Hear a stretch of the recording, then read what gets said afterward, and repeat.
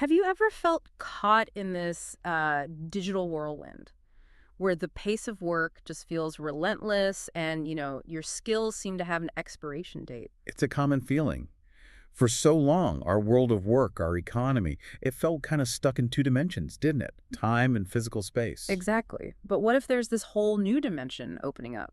One that completely reshapes how we work, how our economies grow, and even how we define our own value. That's the core idea we're exploring today. Right. So in this deep dive, we're really trying to cut through the noise and explore this massive transformation, the shift from what's being called a 2D economy to a 3D economy. And we're drawing heavily on some groundbreaking research by Dr. Ahmed Shalaby. He builds on Nobel laureate Paul Romer's ideas about growth. Really foundational stuff. And Shalaby introduces these powerful new concepts like the digital sustainable growth model or DSGM. And Digital Single Market 2.0. Yeah. So our mission really is to pull out the most important nuggets here. Yeah, to help you understand not just what is happening, but why it matters so profoundly for you. We'll throw in some surprising facts, maybe a little humor to keep it engaging. Let's get into it. Okay, so let's kick things off by defining this shift. When we talk about the 2D economy, what are we really picturing? Think traditional work. It's largely constrained by time and place. A specific job, specific location, fixed hours, that kind of thing. And in that model, individuals, well, they're often seen just as labor, right? Kind of static cogs in a machine. Valued mostly for efficiency, repetition. Value is tied directly to physical effort, traditional production. Okay. Now contrast that with the emerging 3D economy. What's the big difference? The crucial element is this third dimension, virtual space. And this isn't just about working from home. No, it's much deeper. It's a fundamental redefinition. Here, individuals aren't just labor anymore, they're talent. Talent, dynamic, multi-dimensional, almost like human AI agents. That's a fascinating comparison. Right, capable of continuous growth, continuous contribution. Yeah. And the core of value creation, it shifts. Yeah. It moves away from purely physical output. And towards data, ideas, interactions within this virtual sphere. Exactly. And this isn't just a small adjustment, is it? It feels like a seismic shift. Absolutely. We're moving from what we always call the labor market. To something more like a talent stock market. I like that framing. It means your value is increasingly tied to your unique skills, your data capital, not just your physical presence. So you can contribute throughout your entire life, even outside traditional working years. Potentially, yes. Your whole life becomes a source of value, in a way. And how does this tie into Paul Romer's work, the Nobel laureate?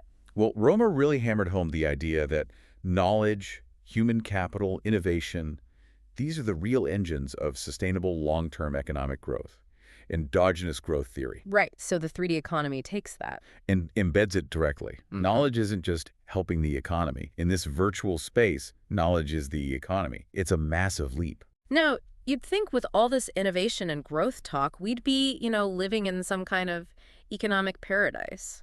You would think so, wouldn't you? But here's where it gets really interesting. The paradoxes. Ah, the paradoxes of the 2D world still lingering.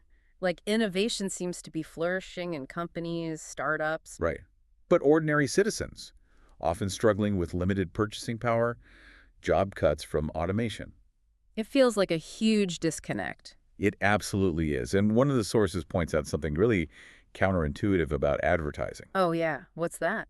These customized ad technologies, they're designed to boost consumption, obviously, but they can actually consume the consumable power of the consumer. Wait, how does that work? Think about it. Yeah. You're bombarded with hyper-targeted ads pushing you to buy more. Mm-hmm. But if your wages are stagnant or you're worried about your job, That pressure just makes things worse if you can't afford it. exactly. It ironically worsens internal economic problems, Yeah. puts more pressure on people already stretched thin. And the financial side is, well, even more unsettling. Global financial debt. It's done something remarkable, hasn't it? It's Yeah. just gone up consistently, never decreased for decades. Creating what the research calls a vicious cycle of loss in both labor and financial markets. Which raises this huge looming question. What happens if that debt just isn't paid? I mean, can it be? Well, economists like Michael Hudson point out debt almost always rises faster than the ability to repay.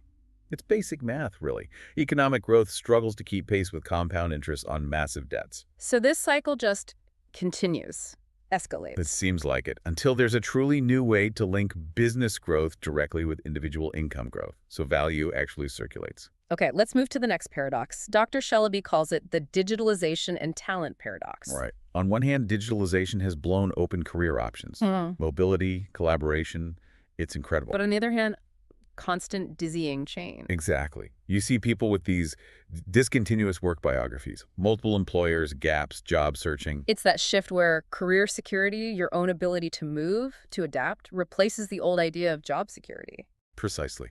And that statistic you mentioned earlier is striking. Almost half of millennials don't expect to stay in a job more than 2 years. It's staggering. It shows just how much our relationship with work has fundamentally changed. And this digitalization, while offering opportunities, it has a darker side too, doesn't it? A significant one. Wow. Reports, like from the OECD back in 2018, highlighted real hazards, mental health impacts, especially on kids and young people. Things like anxiety, depression, sleep disruption. Cyberbullying, distorted body image. It's serious. This isn't just a minor inconvenience. It points to a real need then for proper standard technology protecting people from digital hazards. Exactly. We need digital environments that actually foster well-being, not chip away at it. Okay, and the final paradox. GDPR and consent. Yes. The digital world runs on data collection, right? Of course. But regulations like GDPR, however well-intentioned, Often just lead to users clicking, I agree, without reading anything, let's be honest. guilty as charged. And this inadvertently gives tech providers what? A legal path. Pretty much. A legal agreement to collect and use data for even more targeted ads, creating, again, more consumerism pressure. So we're kind of unwittingly signing away our digital autonomy. In many ways, yes. And what's really concerning here is the potential threat down the line. With emerging tech, like 5G, 6G, quantum computing. Exactly.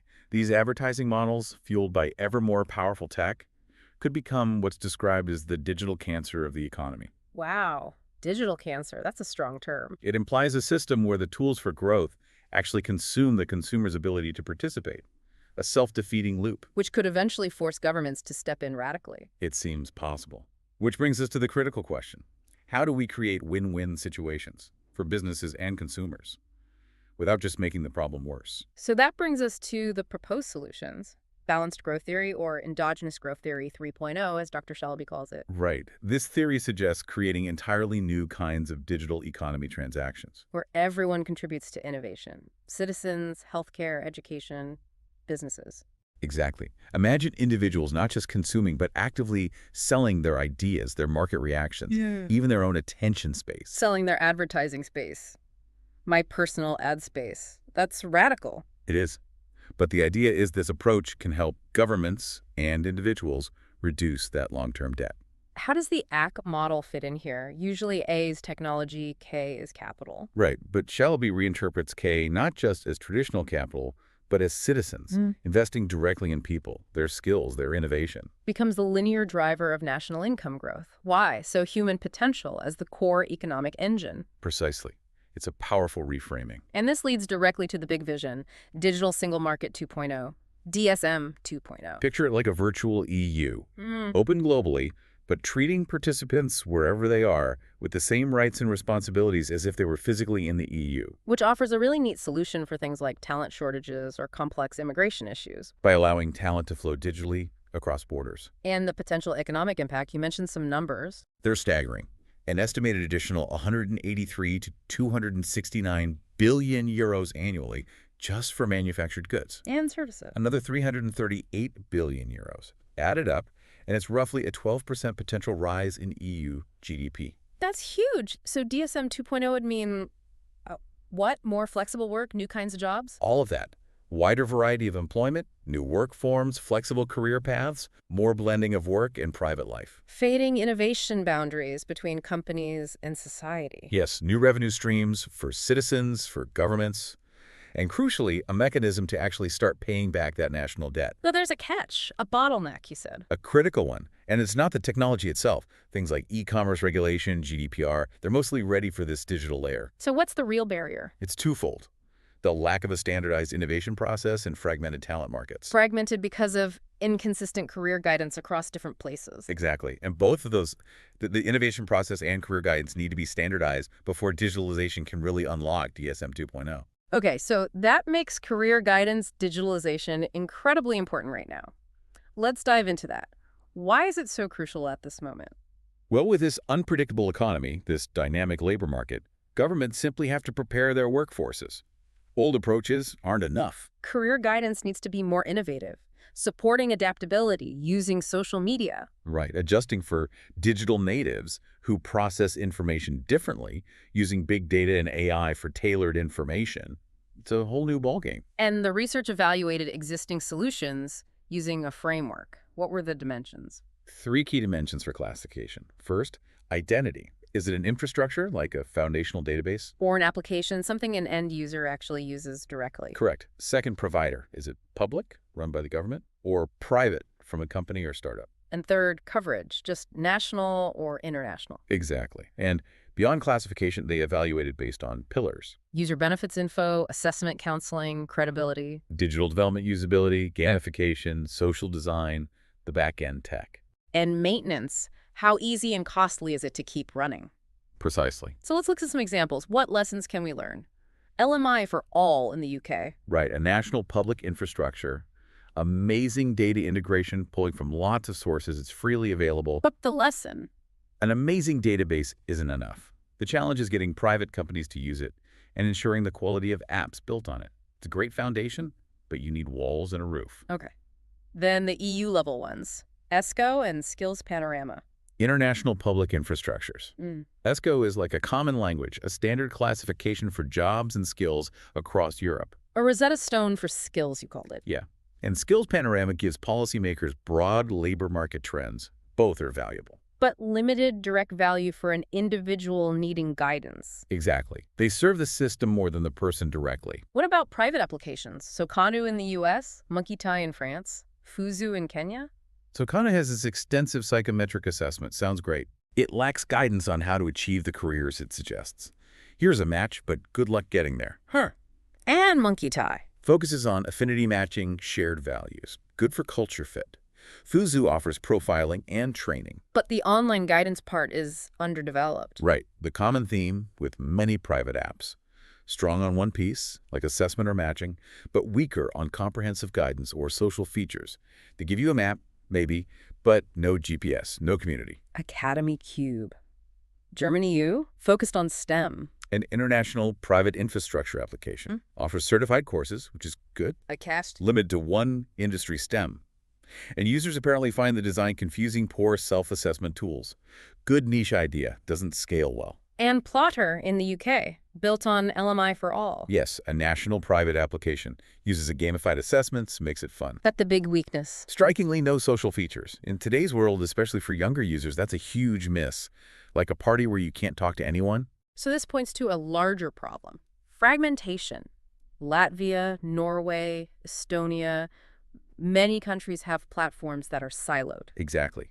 Fragmented, often lacking comprehensive assessment, poor usability, missing social features, limits their effectiveness for integrated lifelong support. Okay, so learning from all that, what's the actual blueprint for the future? DSM 2.0 and the DSGM standard. Let's start with the intelligence. It envisions a truly comprehensive career guidance information system, a massive occupational database, 1,110 occupations, 8 domains, abilities, interests, skills, work context, values. All integrated with machine learning and AI, so it understands potential deeply. That's the goal. Then talent profiling, incredibly extensive, 27 cytological assessment. 19 of them gamified. That sounds less daunting, but potentially 5 hours. Across multiple sessions, yes. To objectively identify personality type, referencing things like Myers-Briggs interests, abilities, predispositions. Leading to a detailed career development report and a standardized CV, a holistic picture. Exactly. And if the initial suggestions aren't quite right, The gap analysis feature. Compare your profile to any desired job. and it identifies what's missing skills, traits, whatever, and gives practical tips, training courses to bridge that gap. Like a personalized career coach mapping your journey. Precisely. Then job matching. Highly precise, skills-based, values-based. The more info you provide, the better the match. And all underpinned by statistics and forecasts. Using big data, predictive modeling, machine learning to analyze trends, offer forecasts, even identify people at risk of long-term unemployment for early intervention. Okay, that's the intelligence. What about the design? Making it human and engaging. This is critical. Social by design. The platform is built around interaction. Connecting with other users, experts, trainers. Yes. Direct messaging, message boards, a 360 assessment feature where you invite feedback from friends or colleagues. Oh, interesting. Anonymous feedback on skills. Right. And share my skill option to help others. Plus rewards, badges, motivation systems. So it's about creating a community, fostering peer learning, a constant cycle of coming back and improving. That's the idea. Making your career path a collaborative quest almost. And gamification helps with those long assessments. Makes them engaging, not dry questionnaires, but immersive experiences with themes, levels, turning self-discovery into something enjoyable. Finding your dream job feels like a game. I like it. What about development and maintenance? The blueprint suggests lean development. Flexible, feature-focused, allowing continuous improvements, optimizing resources, it adapts quickly. And data sustainability, the snowball effect. Brilliant concept. Start with minimal traditional data, then continuously gather and integrate data from users. So the more people use it, the smarter, more precise, and more cost-effective it becomes. Exactly. Self-sustaining data generation. And this DSM 2.0 system would have 4 main modules. 4 functional modules, the candidate module, your personal space for planning, assessment, job search, lifelong learning. Very comprehensive. The recruitment module for employers, defining needs, screening, accurate matching, less noise. The training module for training providers, offering courses, monitoring progress, adjusting to market demands, closing that skills gap. And the decision maker and administrator module for policymakers. Real-time insights, forecasts, identifying risks, guiding policy. Right, giving them the tools for proactive intervention. And the architecture.